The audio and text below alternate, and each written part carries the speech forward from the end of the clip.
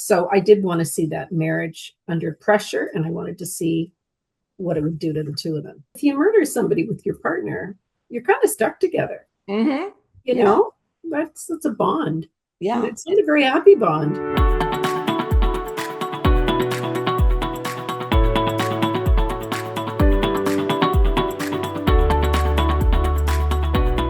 Welcome to our latest episode of Book Reporter Talks To, where our guest today is Shari Lapena, and we are going to be talking about her latest thriller, Getting Away with Murder, which was an instant New York Times bestseller and is one of my Book Reporter Bets On selections. And just before we came on the air, Shari shared some news that it was the #1 hold at the libraries and also at Goodreads, the #1 book that people want to read. And I love hearing news like that. Our book reporter reviewer, Bronwyn Miller, had this to say about it. Summertime means long, lazy days at the beach, near the pool, or by the lake, hopefully with a good book. Luckily for readers, it also means a new breakneck domestic thriller from Shari Lapena, and her latest offering does not disappoint. I always know for me that Shari's is one sit read. And I always say that to our readers. Oh, I'm going to do my one sit read this weekend. Means when I start reading her books, I can't stop. So I started the day of the FIFA soccer finals. Okay, so I'm going to be FIFA. Like I had some interest. Believe me, if you ask me how soccer runs, I have no idea what's going on. But I felt it was my obligation as a United States citizen to sit and watch this, even though we weren't playing. I had to pick a team and go for it. Well, the game goes to 0-0 until extra time, and thus my time was much better spent sitting at that gazebo with the TV on and reading Shari's book. So I was reading while they were playing, and then it ended up I was Shari 1, soccer 0, as far as I was concerned. So with that intro, welcome, Shari. It's so good to see you again. Thank you. But Spain won, and we were cheering for Spain. See, that was good. I was cheering for Argentina because they wear turquoise. I mean, like I had no knowledge of this. No, Okay. Me either, really. the rest of my family was for Spain, but it was very, very funny. Very, very funny. So, with that, tell us a little bit about Getting Away with Murder. Well, it's a story about basically rich people behaving very, very badly. So we have Jill and Ted, who are privileged people living in Manhattan in a lovely brownstone. And they run out of money and they decide that the only way to save their brownstone and their lifestyle is to kill Ted's older brother, Greg, because Ted is his heir. And they're very amoral people. They see nothing wrong with the plan they have, which is right at the very beginning of the book. They go out on Greg's sailboat with Greg, and they get him a bit drunk and they push him over the side and drown him. And they think they're going to laugh all the way to the bank. So the book is really about, are they going to get away with this so-called perfect murder? Because it should be a perfect murder. There's no witnesses, nobody there to see what they've done. It looks like an accident. There will always be reasonable doubt. They will get the money. It's all going to be great. So you have to read the book to see what all goes terribly wrong. Because if you read my books, you know that things just get more and more and more stressful all the time. And that's pretty much what happens in this book. All the way through, right to the end, right to the end. Well, our reviewer noticed that instead of the bucolic Hudson Valley setting, you've moved readers to the privileged world of the wealthy brownstones in Brooklyn Heights. So what made you choose that particular neighborhood? Because wealthy in New York could be so many places. I know, but I love brownstones. I just love them. So I had this big coffee table book with all the pictures and all the floor plans and the history of brownstones, because I love them. I mean, who doesn't want to have one of those and fill it full of art, right? Yeah. So it was sort of a fantasy thing for me. It was just, and I wanted to do Manhattan because I wanted to talk about really rich people, and I wanted to put in people who were not so advantaged, and I wanted to look at the big, huge gap between them and what people will do to get what they want. The real dichotomy of especially going in a place like this. So Jill and Ted are such great characters. So tell us about them, because they're not stereotypical. They're just kind of really interesting in their own dull kind of ways. Yeah.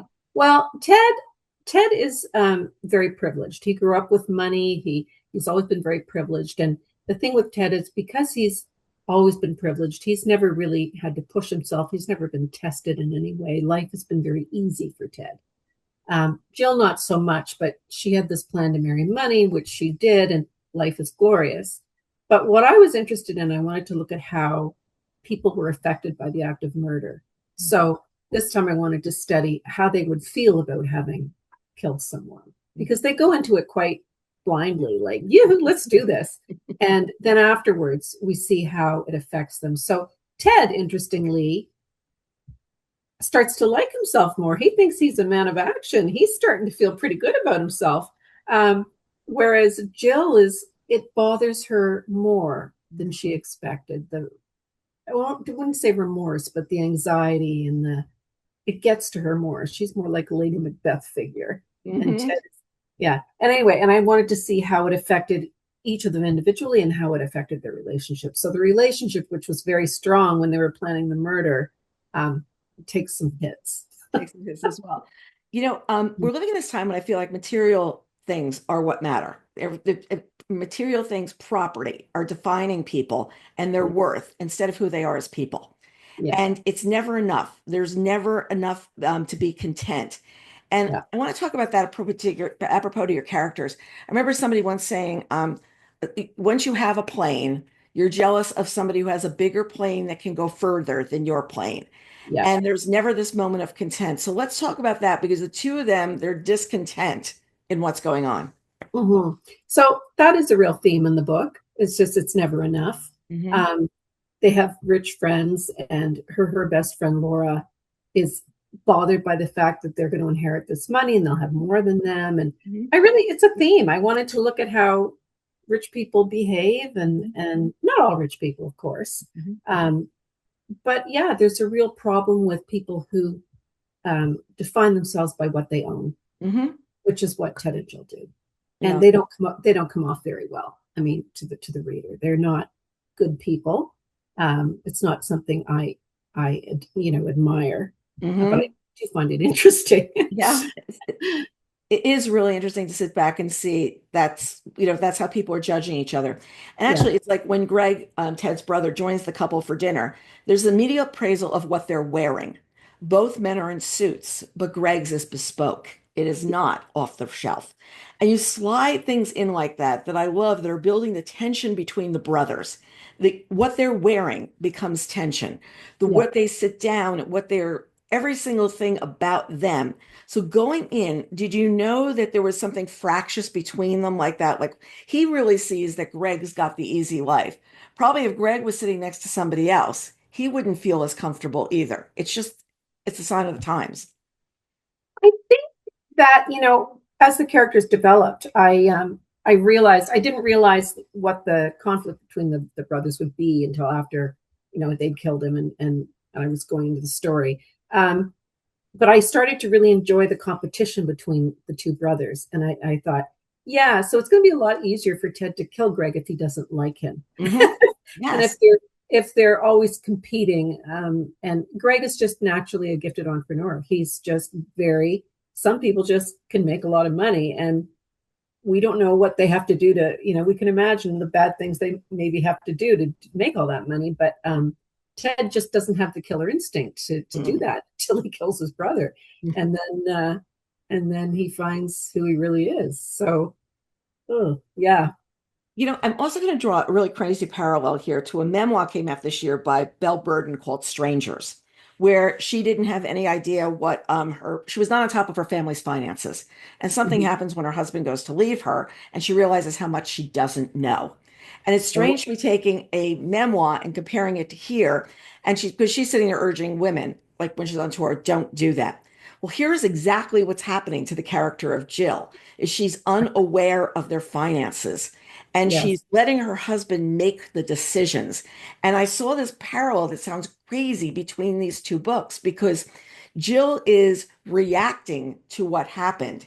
She yeah, was not asked about it, in on it, anything that would happen with this terrible investment her husband made. yeah. So I think there's something there that between the two books. I was like, Yeah, oh, I've heard about that Stranger's book. It's nonfiction, right? It's a memoir. nonfiction. Yeah, Yeah, yeah, yeah. I have heard about that book, but it's true. I mean, he's made a murderer of her in a Yes. way, Yes. because I mean, she went along with it. She was eager to do it, but if she'd been paying attention, it might never have happened. Hmm. Yeah. You know? And if she'd been paying attention to him making one lousy investment that's going to compromise them so much, and compromise other people they know. It's, wait a second, why are you doing that? And instead, I think he has just floated along just wanting to be rich and better than his brother and without one lick of thinking about consequences. Yeah. It's going to happen. Yeah. I I also, think the idea is that people who have an easy life, they just float through. Mhm. They don't Yeah. really think about, until Mhm. they're put to the test, they don't really look at the downstream effects. No, we don't care about like, what's going to happen later on, whatever. Yeah. I also love that when they go to do research, they go to the library and they read the books in the stacks. They never take anything out. They don't read anything online. They don't make a paper trail. So let's talk about the digital footprints right now that can make things really tough for an author today. And did you know like the workaround was going to be for their research? Because I just found it so fascinating picturing the two of them in the library, Well, the thing is, you can't Google, how long does it take someone to drown, or you can't you when you want it.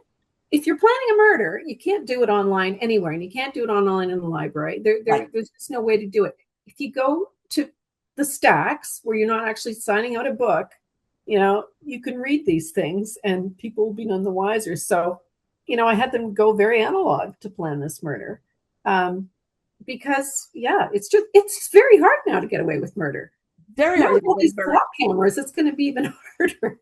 I feel like the two of them walking in the library and like just trying to figure out, okay, well, where do we go from here? Is there no card catalog? Like, how do I go find the And books they I can't want? ask the librarian. They're just going to have to be very dogged about it. Yes. Yeah, And we're going to go and we'll put the books back on the shelf, make sure, like they're all wearing white gloves to make sure that they can't be traced that they touched that book. They're that paranoid in a yeah, lot of ways. They're paranoid. They go from being either paranoid to cocky.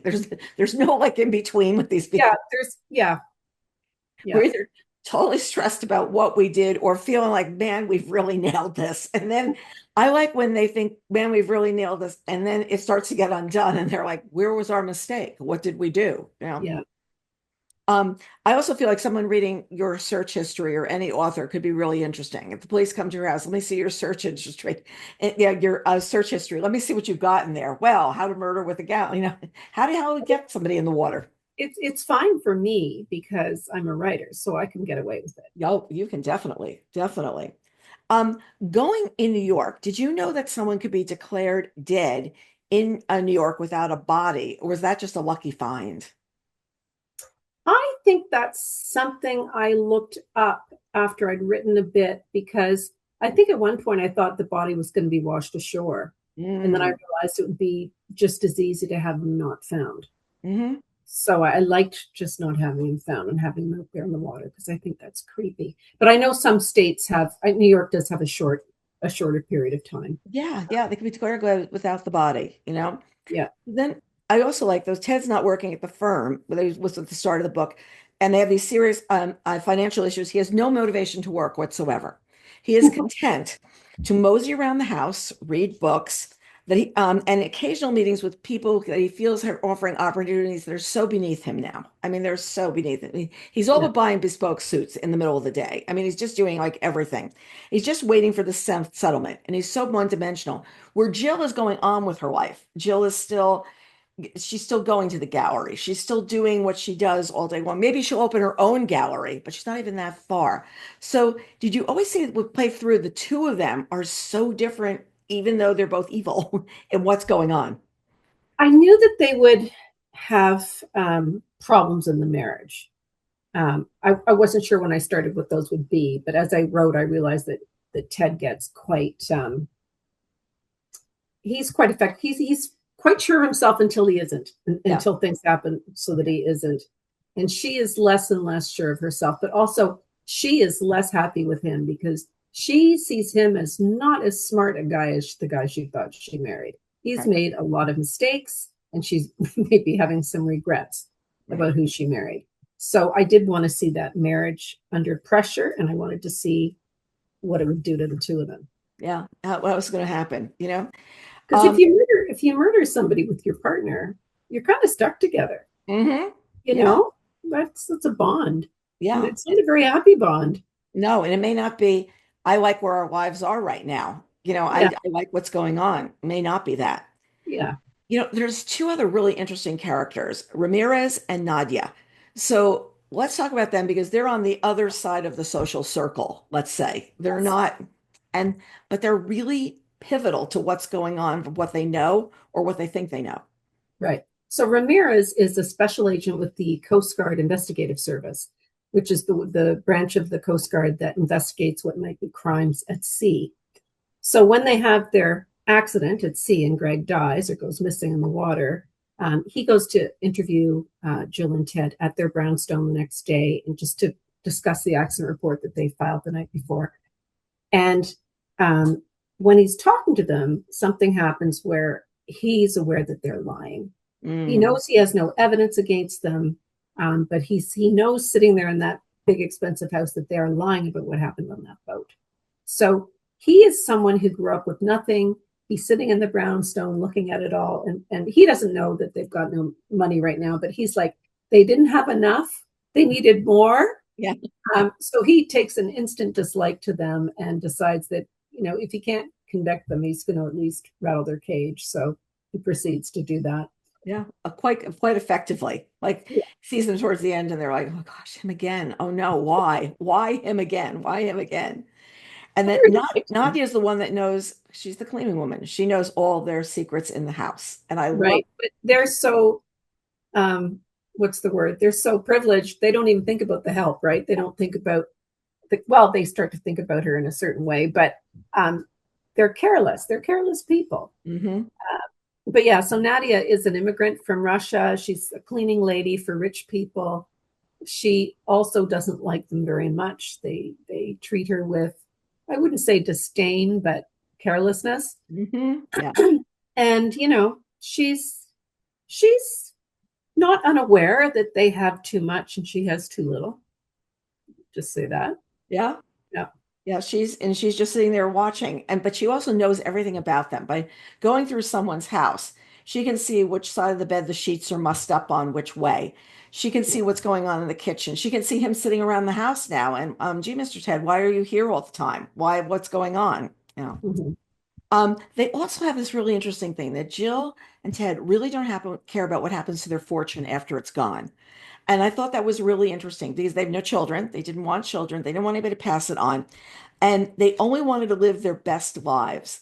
And I feel like when you have a line like that, once you call it, shows me what a great writer you are. You really get the readers to be able to define the characters so well. Like just this one thing, I don't care. Do you set the ways they're going to show themselves to the world at the beginning, or does that happen as you're going on? It happens as I'm going on. Um, I decided pretty early, I can't remember when, that they wouldn't have children because they just aren't the kind of people that hmm should have children Oh, or, exactly. or would have children because they're too narcissistic to really give anything to anyone else. So I like the idea of them just wanting to have money for themselves and really not caring what happens to it after. They want to spend it all. Right. Right. This is They what don't they're want to contribute anything to the world. That's the No, no, thing. no. It's not going to be a donation here or, gee, what charities can we be supporting now? Yeah, Anything they go to for charity is to show off. It's not pretty because they're much. being Yeah. altruistic. It's the Yeah. different way. At one point, their friend Lara is worried about Ted and Jill apropos to the stress that they are under. But her husband has got an interesting comment. They didn't do anything wrong. They're not that kind of people. And there's a lot to unpack here about some people can be perceived. And this is a really good book club discussion, people. This is a really good book club discussion book because you're really looking at what that line says about, like, oh, you wouldn't be able to do that? Why? You know? Yeah, I mean, Ben is the one good person in the book, actually, I hmm think. He was a Yeah. decent human being. He was also born to a lot of money. He works hard, but he doesn't want more. His wife wants more, but he says, "Why? Why do you want more? You've got everything you want. Why does it bother you that Jill and Ted are going to inherit this money? That she's still going to be your friend." And Right. Laura's like, she may not be my friend because she'll have more money. And this is people Yes. who judge their relationships by their friends, by they choose their friends by who's got money. It's all messed up. It is. It Yeah, completely is. And it's yeah. like who sold their house and how much did they get for the house? And then they have another house and this, that. And I don't know, I think it's kind of like crazy. Most people aren't like this. I mean, Mm-mm. and I'm sure there's lots of nice rich people who do give money to charity. That's just, you don't see that as much anymore. And I think I'm trying to say something about the world that we're seeing right now. It's gotten pretty ugly. Yes. And that's what we're seeing. And we're not seeing libraries being built. And, we're not seeing that from the rich people. No, and we're also seeing things that in some ways cities want to do, like pre-K starting at age two in New York City right now. The exorbitant cost of what that is going to be is somewhat unrealistic. Instead of saying, let's do all of four or all of whatever, but to sit there and say that people can have a child in 2 years old and the city will be taking care of them for going to school, it's a pretty high gesture right now. That's a pretty Mhm. big ask to be Pretty doing. unequal. Yeah, it's really, and what I feel like sometimes if we just pull back and say what's manageable, like in our town right now, they want, I think it's pre-K four, there's a lottery, pre-K three maybe, and you can get in. And they're like, all that money I spent on nannies all those years so that my kids at somebody all day long, and the price of daycare right now, and what you're putting out for daycare, and like what that goes away, and the town absorbs it. It's very interesting to sit there and think about that, you know.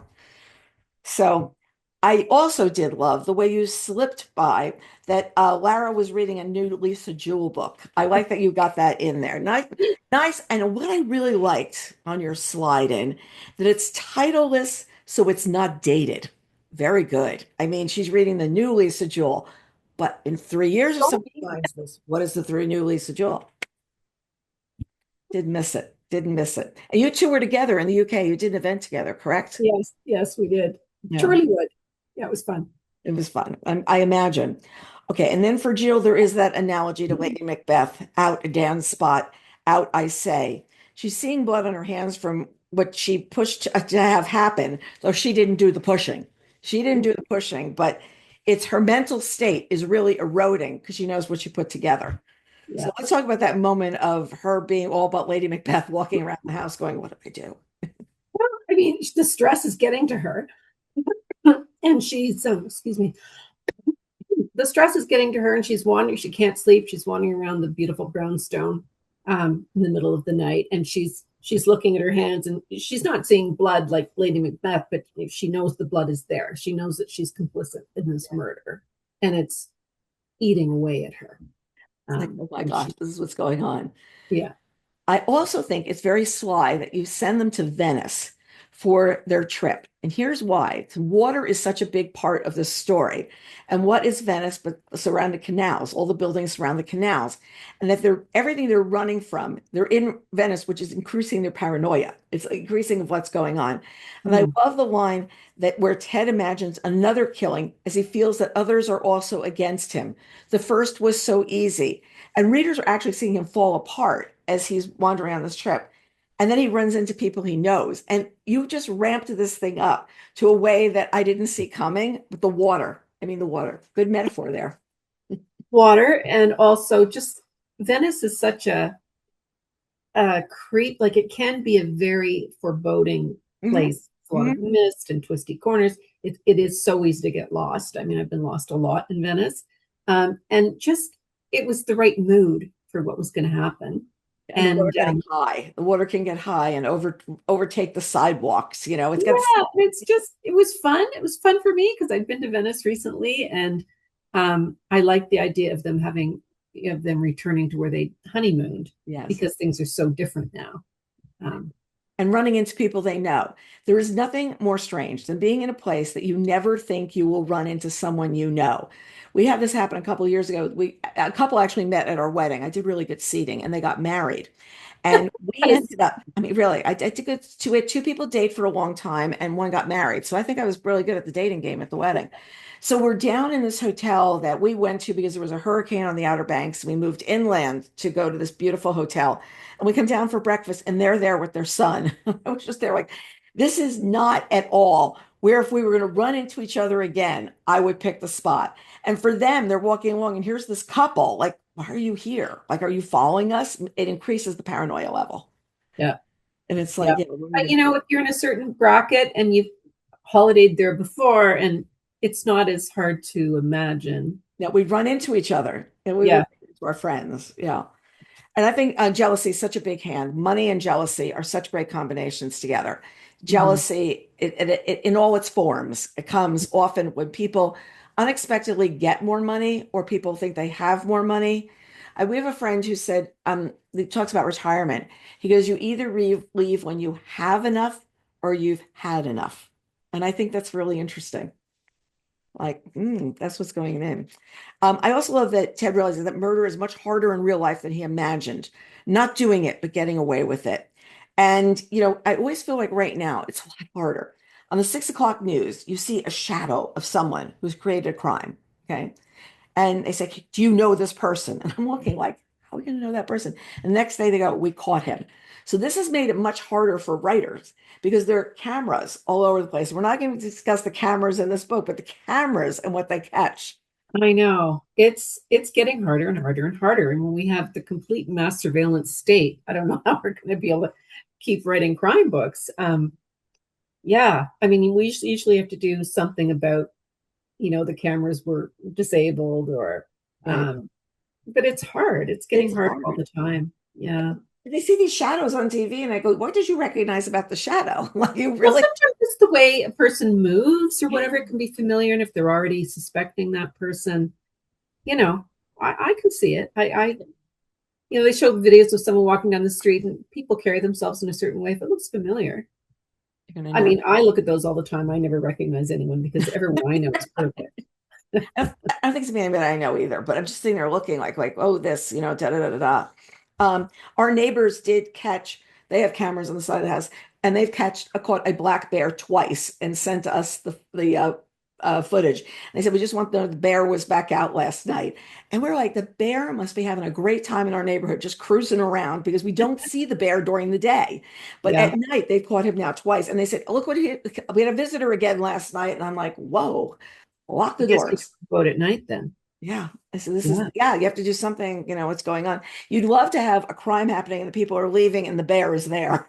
It's like, now we think we've gotten away with it, but the bear is standing between us Bear, and the bear. getaway car. Feel free to use it. It's fine. Was the title always Getting Away with Murder? Yeah, actually, that was my title, and I had it quite a long way through, and we all loved it, and we just stuck with that. I don't normally come up with the titles. It's usually somebody at the publishers that comes up with the title, but that one I came up with. And was this the original cover too, or did you play around with that? Um, you know what? I can't remember. I remember we played around with colors Mm-hmm. and images. It's not the original image. I think we played around with trying to find the right image for a long time, but it was always going to be a brownstone, I think. Brownstone. And the two people with the shadows in the background. Mhm. There we go. There we go. So the Mhm. audiobook of Getting Away with Murder is narrated by January Lavoie. And I looked Mhm. up, she's narrated a few of your books. What about Mhm. her narration works for you? What do you like? She is just so great. Her voice, you can listen to her voice, and it's just beautiful. I will do a little shout out on the audio for Getting Away with Murder as a little present at the end of it. There's an interview that's really fun between me and January Lavoie that we did. She Oh, was in some place in the States. I was in a studio in Toronto, and we've never actually met. So we had this great time. We were great friends instantly. We had a really nice interview. So there's lots of me asking her questions and her asking me questions, and it's quite a fun little addition to the audio of that book. But cool. she's great, and she comes with her own huge fan club. And I realized years ago, she didn't do my first couple of books, but she's done the last few. Yep. And everywhere I go, especially in the U.S., I'll ask about, people know January Lavoie, and a lot of people love her, and they Yeah. love her narration of my books. So I always ask for her now. Yeah. That's a good little thing to know that's on the end of the audio. I mean, I will Yeah. definitely go check that out because Mhm. I'm always interested to see the relationship between the audiobook reader and the author because they've got to understand each other's Yeah. kind of method in a way to present the book the right way. I always feel And I that's like the way she does it. She doesn't get all, you know, over the top with doing different characters. Like she does a beautiful job. She's very good. but there's something else I noticed as I was reading, and I don't know if it's something you've changed throughout the years, but a lot of times you're not doing when they're just dialogue between two people. He said, she said with a smile. And these days, I think with audio, when it's just dialogue between two people, it's easier to not have those lines that slow down the pace. Yeah, And okay. I didn't do that consciously. yeah, but That's a joke. I did notice it in certain spots through the book, and I'm saying, you know what? That's all it needs. It doesn't need to say he said, she As said. long as it's really clear, you try to keep the tags as minimal as possible, as Mhm. long as it's clear who's speaking. If it's not clear who's speaking, it doesn't work. I, Right. I do occasionally pick up a book and I'm not clear who's speaking. Hmm. I Hmm. don't like that. And I have to go back and, figure it out. In my book club, a lot of them said if there's a dual timeline, they can't listen on audio because it's too hard going back and forth. Like, when are you in the new place? When were you in the old place? It's too Yeah, confused. I can So see that would be hard. it Yeah. would be hard to do that. So, has there been film interest in any of your books? Because I feel like they're so tightly written and your locations are so tight. And that's what they're looking for right now. Nobody wants to do sprawling. Okay, we can do the Odyssey, but that's like, that's different. It's like Animal. most Yeah. of the things that are on, most of the things you're seeing, if you really look at them, even things that are set in a town, you're really seeing like five places. You're not Mhm. seeing everything. Mhm. Well, Getting Away with Murder has been optioned by a big American production company, which I can't really talk about yet, Yeah. but I'm optimistic. And several of my backlist are also under option and in various states of coming into being, but there's nothing yet that's shooting. So I live in hope. I feel like when one happens, the others can follow because everybody will sit there and say, that was really good. That works. People get it. Because I see this cinematically. I mean, you're a cinematic writer besides being an intuitive writer about what the people are, but the people can say what they're feeling so well Mhm. instead of it having constantly to be hidden. If that makes one shred of sense, I feel Mhm. like your characters embody who they are and what they are to a very big degree as well. Yeah, like through their dialogue. So I think they'd be easy to film. Hmm. Um, but a lot has to go right for a Oh, book to be turned into a TV series. Like it well, just so many things have to go right. Well, you're even looking at Paramount or Warner Brothers. Are they going to merge? The merger's off. What's going to happen? And There's then so what many happens to the people working there who are in charge of these? Um, projects.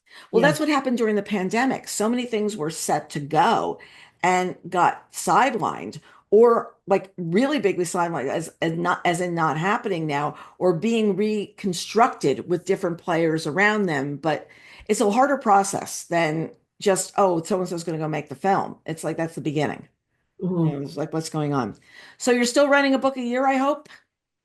Um, Pretty much, except I don't have one out next year. So I don't like to say I'm taking a book a year off, but I don't have one next year. I'm working on one now that's going to come out. I've got one in 28 and one in 29. So sorry about that. Man, what am I going to read by the side of the pool in a day? I mean, I'm going to have to come up with another nominee for that, you know? Oh, this will not be the same. But Sorry. I understand it. But yes, I think the touring and everything to try and do it all is really, really tough. And to do it Social every year. piece is huge now. It's Yes. all year long. Mm-hmm. It's every day. Mm-hmm. It's nonstop, and it's a huge, huge piece of my life. It's hard to get the time to write now. Mm-hmm. It Yeah. really is, and I think I've spoke to a number of writers. When I was over in England, just saying, their books are going to be late if they don't stop touring. Like Right. they have to have time to write their books, right? And time to revise their books, and you need quiet, undisturbed time for that. So, Yeah. I see yeah. a lot of people moving to every other year or longer because it's the toll is just it's too hard to make it really good because the world has changed so much that to Yeah, make it good is harder. that is true. And I think I'm not surprised to hear that people are moving to a book every couple of years because the promotion demands are so much higher Yes. than they were when I started. Hmm. Like Well, honestly, it's a different world. And I don't know what the AI thing is going to do. Now they're saying that authors have to prove they didn't use AI right.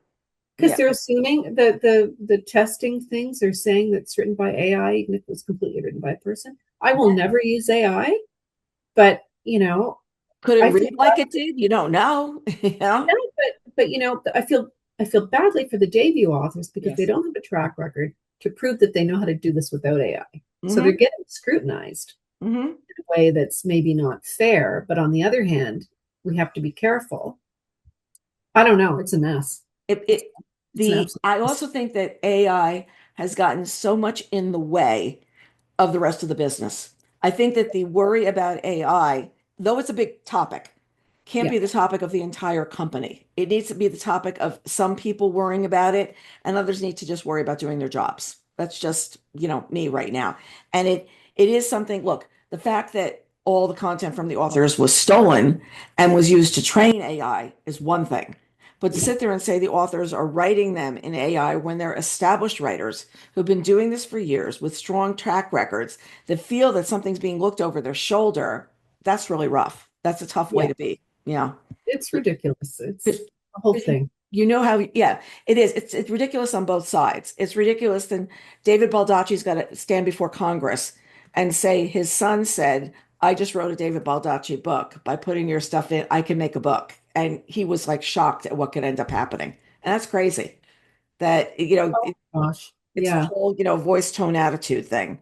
So, okay, now I don't have something to do next summer. I might actually, well, luckily it won't be soccer. I'll have to do something else. I don't know. I'll have to skip something else because really, I literally, I take the book out. My husband goes up. There she goes. She's going in the pool. There she goes. She just stands there like this the whole time and doesn't see me.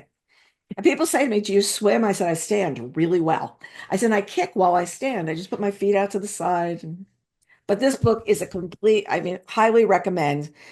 Even if it's not a one sit read for you, you're still going to be very, very interested in reading it. And I'm going to miss having another book from you next year, but I'll be ready for 2 years from now and we'll get together again. Yeah, we will. Okay. Thank you Thanks, so much for Carol. joining us. I so appreciate your time. I know you just got off a really big tour and I was patiently waiting. So, Well, thank you so much. and everybody else, we'll see you next time on Book Reporter Talks To.